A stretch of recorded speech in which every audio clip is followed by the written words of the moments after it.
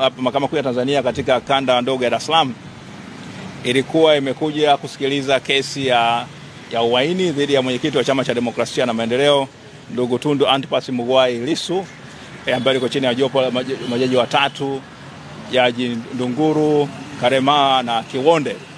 Sasa itajua kwamba leo upande wa mashtaka ungeweza kuendelea na kesi yake, kuleta mashahidi wake ambao wanataka kusema kwamba mwenyekiti wa chama alifanya makosa ya uhaini.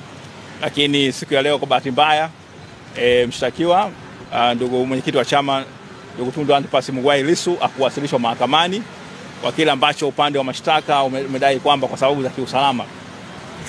Lakini sisi wote tumefanikiwa kufika hapa mahakamani. Nadhani nchi yetu, mji wetu wa Dar es Salaam uko salama. Watu wote wameweza kusafiri, mabasi yanafanya kazi. Lakini upande wa mashtaka kwa wamesema kwamba unaomba kwamba kwa sababu za kiusalama haujaweza kumleta mwenyekiti wa Chama cha Demokrasia na Maendeleo mahakamani. Kwa hiyo akwepo mahakamani. Na baada ya hapo upande wa mashtaka ukaomba kwamba ukaeleza mahakama kwamba wenyewe leo utakiwa uendelee na kesi yake dhidi ya mwenyekiti na utakiwa ulete mashahidi wake ambao wanatokea Songea, wengine wanatokea Iringa, watakiwa na Mbeya waweze kuja kutoa ushahidi dhidi yake. Sasa wakasema kutokana na sababu za kiusalama au mashahidi hawakuweza kuletwa, hawakuweza kutoka kusafiri kuja Dar es Salaam kwenye kesi. Kwa hiyo na wao waweze kujiandaa vizuri, kuweza kuandaa mashahidi wao hawa waweze kutoa ushahidi. Kwa hiyo kwa sababu hiyo kwa maomba ahirisho la wiki mbili. Kwa maana hiyo tarehe 10 leo mwezi wa 11 ukiongeza wiki mbili maana yake ni siku 14, ingekuwa maana tunazungumzia tarehe 24 au 25 ya mwezi huu.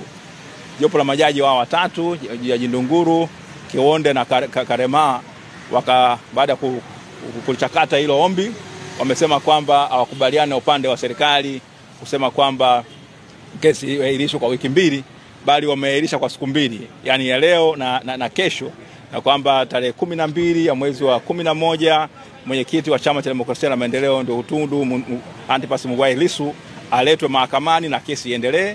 Na mahakama imeamrisha kwamba ule hati ya wito wa kumuita mahakamani itolewe na aje, na upande wa mashtaka siku hiyo uendelee na kesi yake dhidi ya mwenyekiti. Maana yake kesi ya msingi sana.